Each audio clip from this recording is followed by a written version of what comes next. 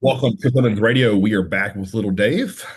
And, it's, I don't know how the weather is where you are. It's a beautiful sunny day. I grilled food, chicken this morning. I just smashed my pre-lift meal. Today. I legitimately just threw chicken on the smoker, Oh, hell yeah. so that's doing it. Oh, yeah. So it's a great day. People are like, what do you eat? I'm like, the same things I've eaten for the past decade, right? Like Yeah, chicken, rice, apple, olive oil. That's constant for me. So yeah, I know what I can really encourage everyone to do out there is like the biggest thing I think I was successful with is once I realized the foods that I performed well on digested extremely efficiently, and then I had no problems getting down. Like once you realize that like three-headed combo, your life just becomes so much easier as a bodybuilder. Would you agree with that? oh, agreed. Versus trying, just do like, I mean, I'm all for trying things, but like, Yeah. I can't tell you how many times like I saw someone like I've done this personally, like the yogurt, like Greek yogurt granola, like the Yeah. high calorie, Yep. decent amount of sugar in that. Like instantly, my body's like, I Correct. won't be hungry for 5 hours if I eat that meal. Agreed. Yep. Yep. And even though it's simple to make, like in terms of preparation, it requires zero effort. The cost there to me is slower digestion. I'm really gassy, and it just doesn't sit well in my stomach. It never has. And again, I'm Yep. if that's not you, and you do well with yogurt in the long term, and it doesn't impact your look negatively, by all means, have at it, homie. I'm sure there's some people Yep. there who don't do well with chicken, rice, and olive oil. Oh um, yeah. so And I people. mean, sometimes too, it's just a matter of like how you're trying it. Because I've seen people that are like, I can't do egg whites. It's like, Right. well, how have you been doing egg whites? They're like, well, I've been drinking them. Like, well, try cooking them. Yeah. Yeah. That is such a miss. Like it's a bad perception on the internet because I've seen a lot of people post drinking liquid egg whites, right? Yeah. And guys who are really famous and are really good at bodybuilding. It's just it's not for. Trust me, do not. I'm literally telling you, do not do liquid egg whites. If you want a powdered or a shake form of liquid egg whites, go to True Nutrition and order powdered liquid egg whites that is flavored with Dante flavorings. That's what you do. That's your answer. So if you want your protein liquid in the liquid form from egg whites, go to True Nutrition and invest in that. And I haven't looked at the price on them, but I'd be willing to bet you it's probably cheaper than the liquid egg whites are right now. Like, because I'm paying $7 for a container at Kroger here. Um, Yeah. so it's probably cheaper too. So just some food for thought there. Because I mean, I think a lot of times like people get so in like the bodybuilding mindset and they think, chicken, steak, eggs is like the mainstays, but like I really encourage people to like venture out, try ground turkey, try turkey breast fillets, shrimp, fish, salmon, like different cuts of like bison and elk, all Yeah. different things to experiment with. If you have access to elk or, game kind of stuff, like that's like, in my opinion, my body loves it. It's just a matter of access. Correct. Like if I could eat elk every day, I 100% would, but like not usually a thing. Like, because I either have to go do it myself or, You need to go to like a Facebook like group of hunters and like try to befriend them. yeah, yeah, no joke. Like, hey, what can I write your meal plan if you give me like the entire backstrap of an elk? Yeah, couple freezers. Right, right. And I mean, I think too, like when it comes down to things like really simple, trying different cuts of steak, I think go a long way too, right? Like, so for example, when I was working with Shelby, he was having me do a pound of red meat a day, and the easiest way for me to do it was I just got three massive flank steaks each week at the store, and I'd throw them on the grill, and it was super easy prep. I would literally just cut them with meat scissors into cubes. Well, it started destroying my mouth started to hurt from chewing that dense flank steak. Where in that moment I was just like, listen, shut the fuck up and get through this. Now I'm of the mindset of like, hey, like you can cook that steak in a crock pot and make it really tender. You can do minced ground beef. And even though I know that might seem obvious, like maybe you or I think a lot of times people like if we write, hey, I want you to have 8 ounces of flank steak, they think like it has to be that. And they're scared to like say, hey, Chris, like that flank steak's really tough on my teeth. And like, okay, cool. Like How do you prepare it? How do you cook it? Like we can change that. So little things like that go a long way. I know you and I are huge fans of rice cookers and the simplicity of it, but I'm still shocked by how many people don't use that. Um, Oh, blows my mind. Blows my mind. the cost investment is here. The convenience is here.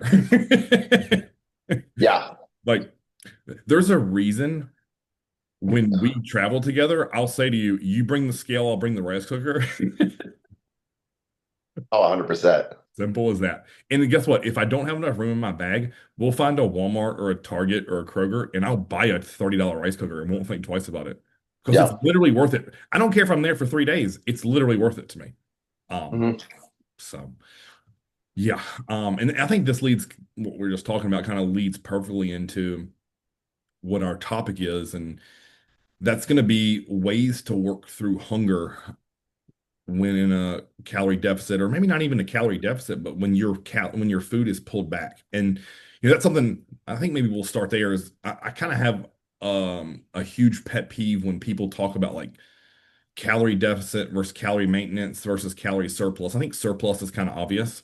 Hmm. Maintenance is also kind of obvious. Like if you weren't changing at all, if the scale's just riding normal, like let's say you wake up and you're always 241.6 or and give or take a pound or two, then you're pretty close to maintenance calories of what's going to maintain that. But I've always thought in my mind, like, let's say for you, Dave, that's 3,500 calories.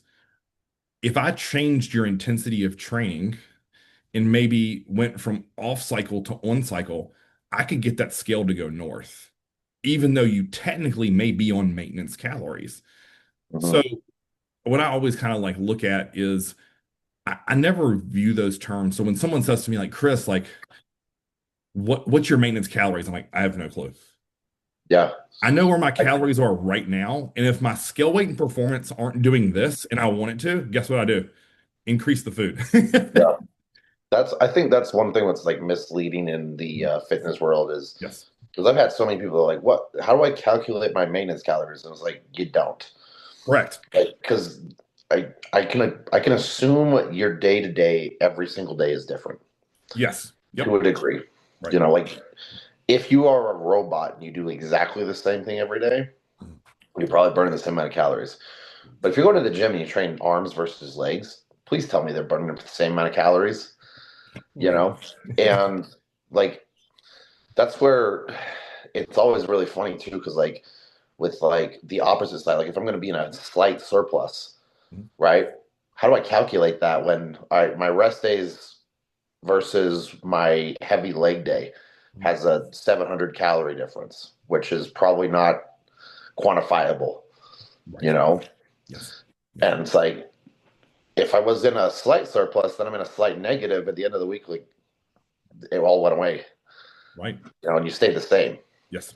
On the flip side of that, I've had guys, and you've been one of them, where I've built your food sky high and you're well into surplus. And I know that, right? And without looking at your spreadsheets, I want to say there was one season where you were above 8,000. Is that correct? Do you remember off the top of your head? Mm-hmm. Okay.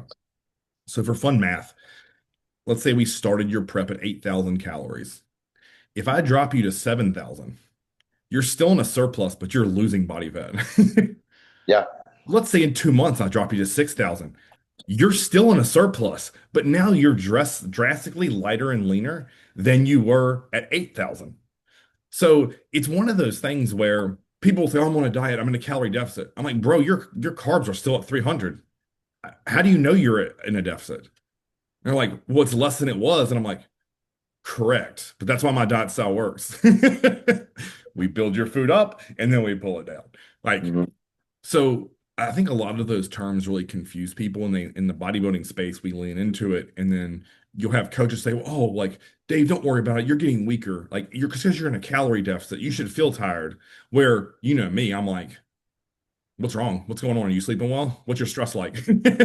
Why are you getting weaker?" I'm like, my brain's like problem solving. I'm like, okay, cool. His carbs are still well above 200. There should be no excuse for shitty performance or when you're lifts. Like, I'm not saying every day is going to be top tier, But Mhm. if you go from pressing 4 plates on the incline to three, like you and I got to get on the phone and figure this shit out. Where I think a lot of times coaches lean into it because it's an easy answer. And I'm always like, yeah, what if it's not? Um, and we start to dig our heels in and in my mind, like problem solve and get things sorted so that you don't get on stage and you're like, oh, Chris, by the way, like I lost my job, my wife divorced me, and my stress has been through the roof. I've been sleeping 2.5 hours. Okay, so that's why your strength was down. Yeah, the answer probably isn't push harder. Correct, correct. So let's say that when instead of saying being in a calorie deficit, what I'm going to frame this as is your food is down from peak off season, and as opposed to at the 2 hour, 2.5 hour mark, you start to get hungry for a meal.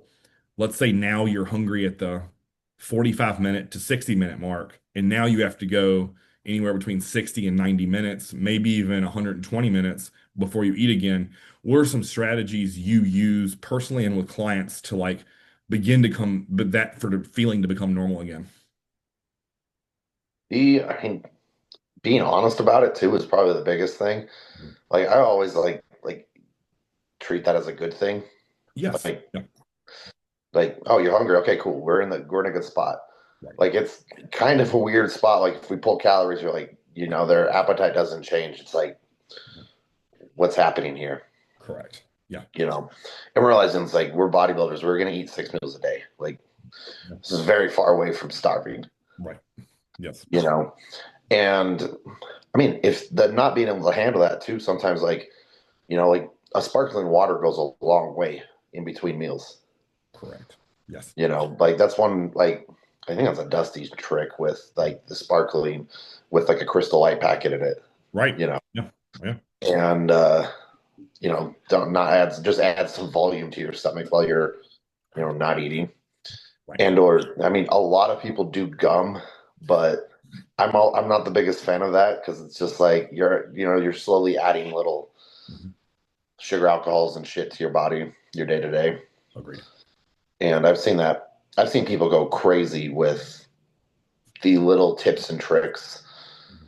versus like the person who just kind of realizes what this is temporary and they're like, this is why we do this.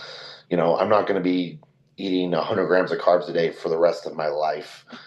I'm good. It's going to be well north of that in the off season. Especially if you just came out of an off season. It's like a lot of times with me, it's like, for 12 weeks out, 12 to 6 weeks out, like I'm like actually really happy to be hungry Yes. Agreed. because it's like, oh, I haven't been hungry for like 6 months, Yes. so it's like, this is a nice feeling. This is kind of new, Yeah. Yeah. and like that definitely, like if you don't do a proper off seasons, like that's kind of a different story. Yes. But like why are you dieting super hard if you didn't do a proper off season is another conversation. The but like I said, knowing that hunger is a good thing and lean into it and be like, all right, cool. Well, the we all know this. Like you're not gonna die from being hungry. No. No. You No. know? I mean, your stomach's going to definitely let you know, but Yeah. you touched on a lot of good points there. The reason gum scares me is because if I have gum in my mouth, I'm not drinking water. And if Yep. there's a point in my day where, let's say I go 2 hours without drinking water, I'm going to feel like I'm behind on fluid intake. Yep. And for me, also, like gum does something to where it definitely satiates me, but it almost makes me not hungry at all. And which is kind of scary because I'm like, okay, what is in that? Is it spiking my blood sugar? Probably yes. And then what is it doing like digestively inside of my stomach and what is all in that shit? Because there's a label is big, right? So I'm like, Yep. I've just ever since I was a kid, when I was a kid, I liked bubble gum on a baseball field, but as an adult, like I have never been a gum chewer. I don't like it. I know people are like, oh, I love it during my workout. I'm like, how are you chewing gum and drinking your intra workout? Like, Always what I thought too. I'm like, there's no way I'm mixing this blue raz flavor with mint. It's yes, like orange juice and toothpaste. It's like right, right. not something I want to do. Correct, correct. So, I think what you said, sparkling water. I mean, I'm always a big fan of a diet soda or a coffee. I think something else that works always really well for me too is an energy drink. Yep. Now you have to manage those. You obviously can't have one of those every time you're hungry, Yeah, which is where I think people like run into a speed bump. So every time I'm hungry, I'm like, okay, I need a gum. I need gum. Okay, now I need a coffee. Now I need an energy drink. Now I need a unsweet tea. I'm like, hey, bro, like just have some water and chill for a bit. yeah, yeah. Um, That's what I mean. Like the little tips and tricks. Like sometimes they go wild. yeah, You know, like I've seen it so many times where it's like there's a huge difference between like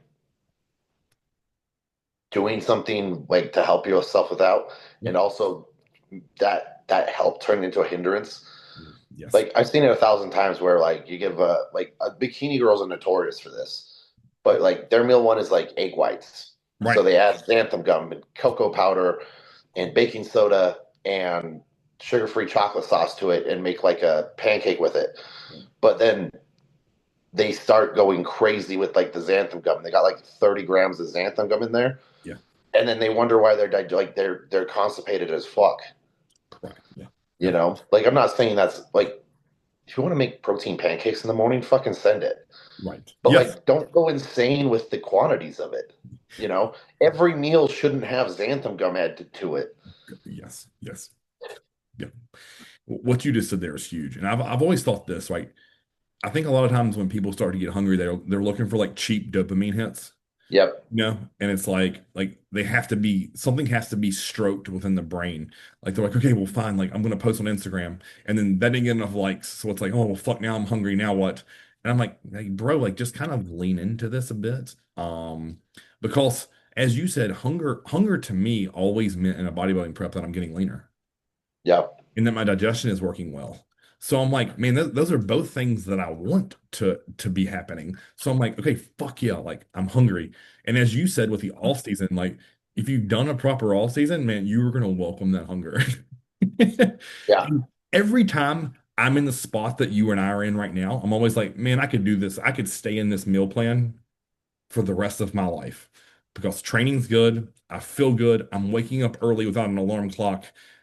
Nothing hurts. I have zero inflammation. Like I'm just in a good sweet spot. And I think a lot of times people don't think about it that way. They're like, "Oh, I'm hungry." Yeah, no shit. Like try walking around stuffed to here for 6 months. It's hard. Yeah. That's way worse than hunger.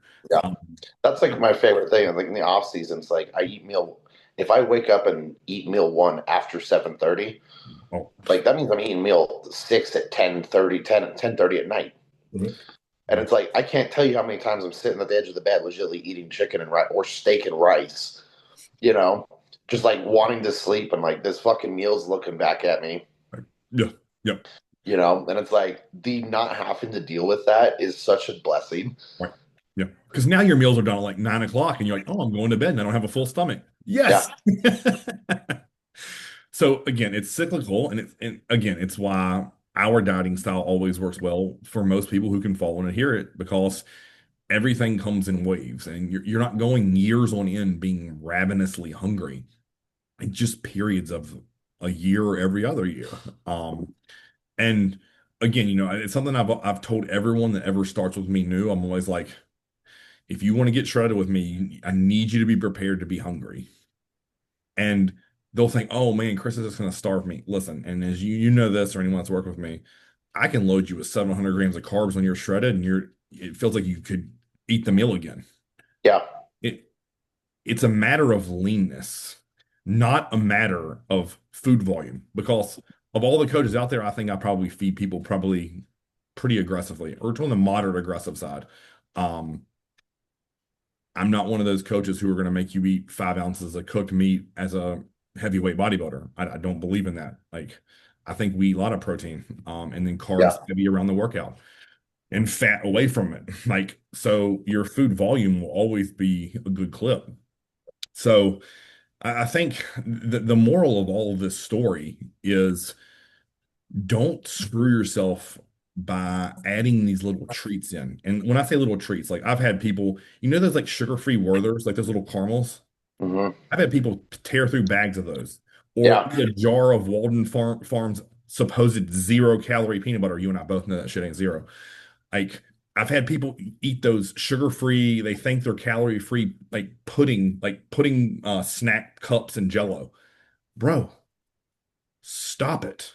Yeah, no Anyone joke. who has ever done that with me never got hard and nasty. They were lean, but they didn't have a good crisp look to them. And I think that comes from old school bodybuilding, which is you have to be hungry. And you most of your meals will come from five ingredients. Maybe. Yep. A meat, a carb, a fat, and then maybe a couple sauces. Maybe, or a vegetable and a sauce. Um, so yeah, I think any of those, if you're seeing like diet hack, make sugar-free Jello and all this shit, trust me, I'm telling you guys, avoid it. Don't eat it. Don't add it in. Because the moment you have it one day, you'll have it again the next day. And then next thing you know, you're like, oh, that didn't do anything negative to me. I'm gonna have two of those little Jello cups. That was delicious. Mhm. Well, then next thing you know, you ate six of them. Yep. Yeah, and that's where, I mean, that's where it gets you, is the Yeah. that compounding interest. Yeah. Yes. You know, it's like it's one thing I always like to do, like when I'm in prep, like sugar-free ketchup. Yeah. I get the big bottle from Target. Yep. There's 10 calories per serving. Sugar-free ketchup. It still has fucking tomatoes in it, right? It's not a sugar-free sauce. It's not a calorie-free condiment. It's low, and it probably doesn't matter to a huge degree. Being like, but you read the back of it, and you're like, it has 120 servings in it. Right. Yeah. So that's 1,200 calories in this bottle. Yeah. Yep. That is, you know, 3 hours on the Stairmaster. Yes. That's how I think about it. Right. You know, I'm like, okay, cool. This addition I'm adding, because I will go through a bottle of this. Yeah. You know, is that what I'm adding to my diet or my cardio regimen? Right. You know, and it goes with all those little things you add. You know, Yeah. and I'm not saying you need to go like I obviously add it to my egg whites in the morning. Mhm. You know, the but every time you do something like that, like the Flavor Gang makes awesome sauces, and he has like three what are really low, like 0 calorie, Yeah. and then he has several what are 10 to 20 to 30. Yes. You know, and if you're using like the 30 calorie one and you're not measuring it, you're adding 60 calories. Right. You know, like that's a half a cup of rice you could have had. Yes. Agreed. Agreed. You know, And and it's not like there's zero judgment. Like you can do whatever the fuck you want in bodybuilding. yes. But like realizing that's what that's happening is probably the biggest thing you can do. Yeah. Yeah. You know, what you just said there was very powerful, and I hope it didn't go over people's head. But how I've always looked at that, every little thing that I add to my food goes into a bag somewhere, and that's my stomach. Yeah, As that bag fills, that's pushing my next, what could have been a high day, further out. So I'm having to delay what I'm truly after, which is feeling full. Right? So I've always viewed that, and I know this may not be the healthiest outlook for most people, but on my days where my food are like on a base day is low or an off day that is like very low fat, very low carb, I'm always like, hell yeah. That is one singular step closer to that stage, and that's one singular step closer to me needing to add carbs back in. And when I do that, that's when my physique looks crazy. Why? Because then my training's not going to change, but I'm now going to have the energy nutrients to blow that muscle up like a balloon. And that's why I bodybuild. Uh, yeah, so yeah. Well, it's like one of those. It's one of those like no one wants to put on body fat. right, yeah, yeah, You know, like it's like I think Milos just had that podcast where he was talking about that, yeah, and it's just like the things you have to take a step backwards to have a step forward. You yeah, can't have like a high carb day without a low carb day. yes, yep, Like, yep. well, you obviously can. I mean, you could just have high carb days all you fucking want. Be 400 pounds, like that's a choice. Mm, But like for it to work properly, right, the yep, low days are just as important as the high days. correct. Yep, Like there's the yin and yang to that. yes. And so many people get super pissed off. They're like, "Oh man, my low days suck." And then they're like, they're like, "The only joy I get is with my high day." It's like you have to have the other one. Right, yes, yeah, yeah. It's one of those things, right, where I believe this ties into competing so well. Like the guys and girls who always just win, they don't appreciate nearly as much as guys like you and I who've gotten kicked in the teeth. Mhm. And then you win. You're like, oh man, like that was really rewarding. Where they're like, what do you mean? I won? Of course, I competed. Like, what did you expect? And I'm like, must be nice. Um, Yeah. and Well, I mean, they like, and then it's fun to watch that too, because like, the guy who his first show he wins the overall, his second show he wins, a national show, gets his pro card, done two shows, only won it, goes to his first, pro show and gets fucking, fourth call outs, yeah, never competes again. correct. Yes. Yep. How many times have I've seen that happen 15 times. Oh yeah. Yep. Yep. And it's just like, oh, you don't know how to lose? Yeah. That sucks. Or they either they do know how to lose and they never want to experience that again. Like Oh yeah, or this they isn't get fun better. anymore. Like, Yeah, oh, so you actually don't like bodybuilding. yeah, yeah.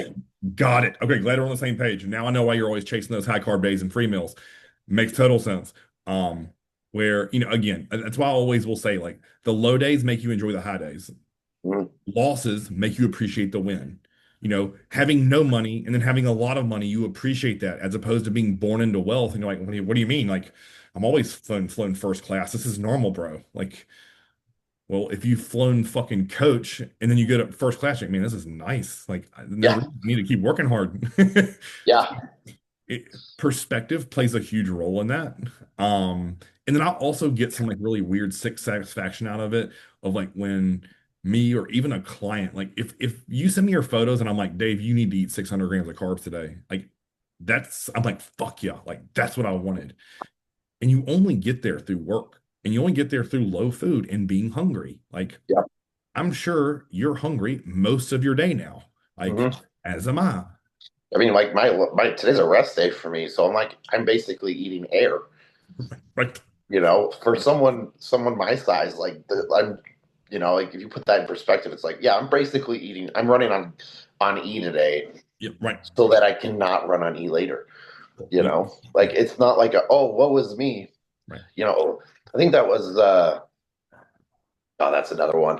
I don't remember who was that, but it's just like, it's like doing the things what like reframing that and being like, instead of like, oh, woe is me, is like, whoa, everybody else, because I'm doing this. Let's see what happens. They have to deal with me. Right. Like, I Yes. don't have to deal with them. They have to deal with me. Correct. You Yep. know, like, I may not be the prettiest or the roundest or the most aesthetically pleasing person, but I'll be damned if I'm not in shape. You know, Right. like when you turn around, you can see my glutes and hamstrings from, the state, at the exit of the stage.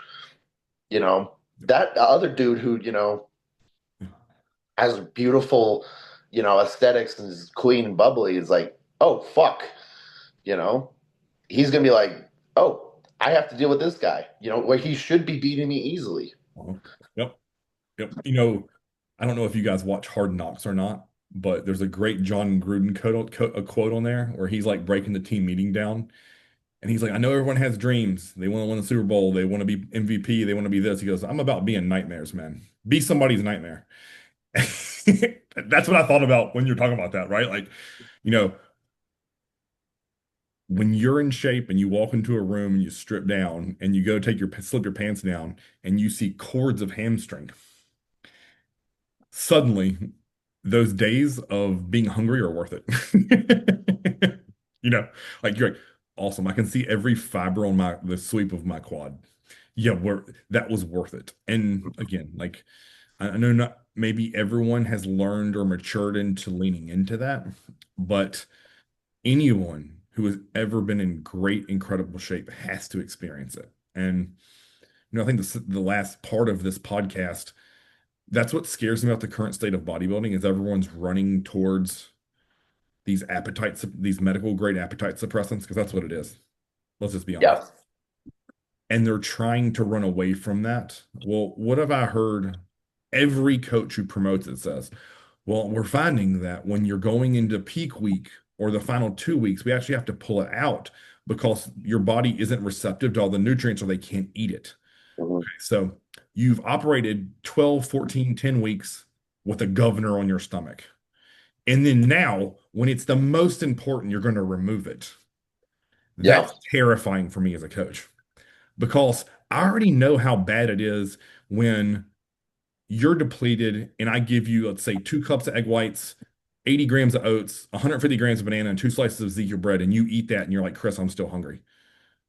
Okay, imagine if you didn't have a governor on that. Now, what are you going to shove in your mouth? What extras are you going to put in between those meals, to those meals? Are you going to be able to keep it together when you're alone in front of the kitchen, fridge or cabinet, and the plan calls for 300 grams of rice and you eat 600 plus a fucking protein bar? That terrifies me. Yeah. So uh, you will never, unless you're a diabetic and medically prescribed that, you will never catch me using. I say never. I'm doubling the fuck down on it. You don't need something because guess what? Bodybuilders for the last 4 decades have never needed it. Yeah. No one is still to this day beating Jay, Ronnie, or Phil Heath or Dorian Yates. So you can tell me all the fucking stupid ass medical studies and science. I swear to God, it's just for clickbait at this point. And Yeah. because everyone loves to ram needles in their body, apparently. Like, uh, it's stupid. You do not need it. I don't want one more prick in a fucking contest prep that I have to take. How's that for brutal truth? True. And Oh, it's just one of those things. It's just like the trying to make something so much easier. Like we're really making it more difficult. yes. You Yes. know, like bodybuilding, like shit. Like I mean, like the guy who got me into bodybuilding, like prep for that, they didn't ever did refeeds. Right. That wasn't even a thing.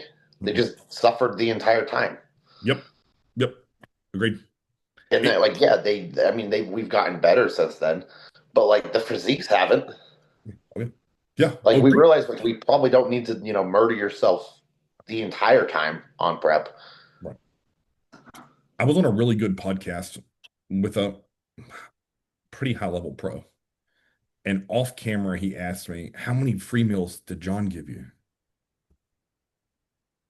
after the show? What?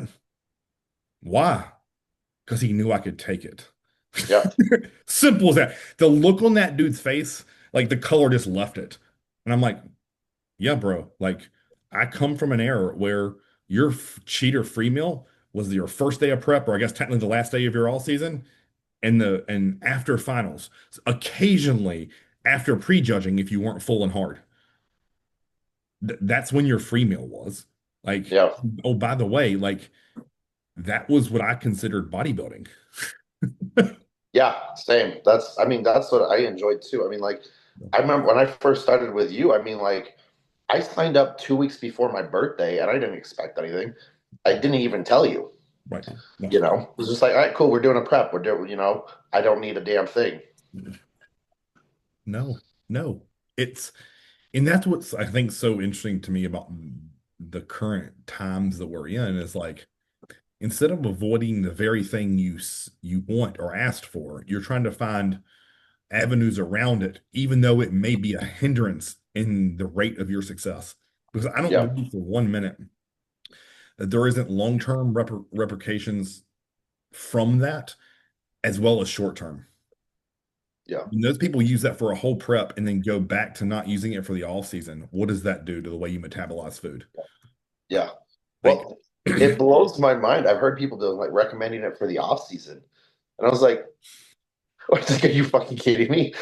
Like, they're like, I use a lower dose in the off season, and it's just like, mm, what? Like the, I mean, if you're everything's so fucked up, what you have to use on the off season, it's like, right, how much food are you even eating? right, agreed. Like that needs to be an honest conversation. Like, oh, like, and if I hear that one more time, like, oh, well, I gain fat easily, it was like, you're not training hard enough. Correct. You weren't lean to begin with. You don't do your cardio. Like, Yeah, how many fucking free meals do you have a week? 4? right, It's like those things should be in play before it's like, oh, I'm going to take, retatrutide in right, the off season because I get fat easy. It's right. like, I have yet to see someone get fat coming from a lean place eating chicken and rice. Agreed. Agreed. Yep.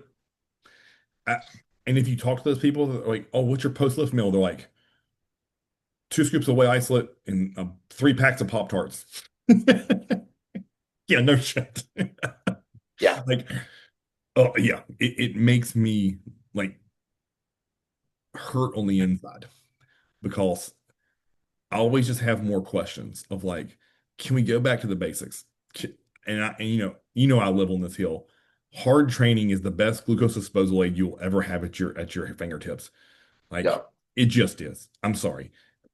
Anyone who has ever trained with you or I will always walk away and say, fuck, if I trained it like that all the time, I would be huge. And why is that? It isn't because the singular session is hard. It's because the entirety of our life is hard. And then you pair that with my appetite was a furnace the rest of the day. Yeah, it works really well. yeah, Like it's just true. One of the young kids who he joined me, sadly he passed away. That's the first thing he came back after week one. He said, "Chris, like my appetite is up so much. Why?" I said, "You've never worked this hard in your entire life." And he's like, "You're right." And then he started telling his friends, they're like, "How are you growing so fast?" He's like, "Chris is just making me train my face off." And then I'm eating tons of food. And it's like, huh, weird how that works, right? And oh, yeah, by the way, each progressive week he was leaner and bigger. It was a synergy like that I'll never experience again firsthand with a client, probably. But in the grand scheme of life, like instead of running from our problems, I always thought like let's face that thing head on. Like let's not look to band-aid that with a drug. And I know what people are going to say, oh, you guys are hypocrites. Like you tell us how much you love GH and tests and stuff. Yeah, that's needed to compete at our level. What isn't needed are things like DNP, which are shortcuts that can lead to potential long-term health, yeah, really bad things. So when you start adding GLP-1s when you aren't a diabetic, why? Like in my mind, if I'm thinking about off season that you mentioned that topic, why instead of using that, would you not want to use insulin? So you're telling me you yeah, can't shuttle nutrients. Why don't we want to use insulin to hyper shuttle those nutrients? Oh, that's right, because you want to eat bullshit. And you know, if you eat insulin, or sorry, take insulin with bullshit, you're going to get fat as a damn cow. yeah, Which is why I always tell people, if you're with me and you use insulin, you have to prove to me that you can stay on a meal plan. Because if you're going to eat bullshit, you're going to get fat real quick and you're going to blame me. And I don't go down on that ship. Like if yeah, it just this is not the truth. If yeah, and I know people will say, "Well, Chris, why isn't it in my plan?" Like I don't trust you yet. You hadn't went three yeah, weeks without eating bullshit. Like you hadn't been able to hit 100% compliance for 2 consecutive weeks. That's why. Well, that's unfair, don't you think? No, you're paying me for results. If I don't give you results, you're firing me. Simple as that. It's black and white. yeah, Um, any other? Oh, I think another thing that I know we've talked about it before, but always just like finding things to occupy your mind. Like that's why I think it's important to have a good job that you enjoy. yeah, Or even that you yeah, maybe don't always enjoy your work, but at least occupies your mind. mhm, If you can go for a dog walk, if you can read a book, if you can do a yoga session, you know, all types of things, play a video game, like things that make time go by. Like if you have idle time, meaning you're down, like let's say you're done with work and it's 7 o'clock at night, you can't eat till 8:30 and you're hungry, the worst thing you can do is start looking through the cabinets. yeah, Find you a good show on Netflix or Apple TV, binge watch it, say, look, when I get through 2 episodes, then I can go have my meal. Fuck yeah. Like easy. And mhm, that 2 hours go by just like that. So I think like those things are really huge for me in my mind. Like do something, do a house project. Like I'm not saying go out there and like run a marathon by any means, but you know, do your laundry for fuck's sake. yeah. No joke.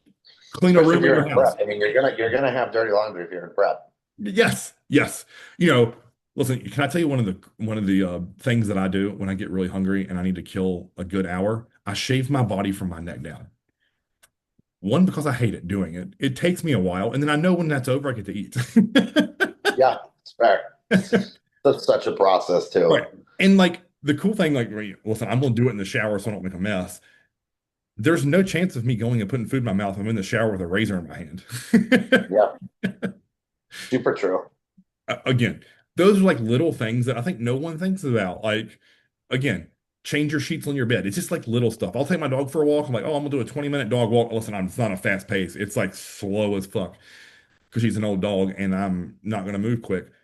But by the time I go 20 minutes out, 20 minutes back, I've got some extra steps in, and it's like, oh, time to eat. Awesome. Perfect. And now I'm Yep. very hungry for that meal. And I know my body's gonna uptake it really well. So Yeah. any final tips you have of something you do to maybe get through times of like extreme hunger?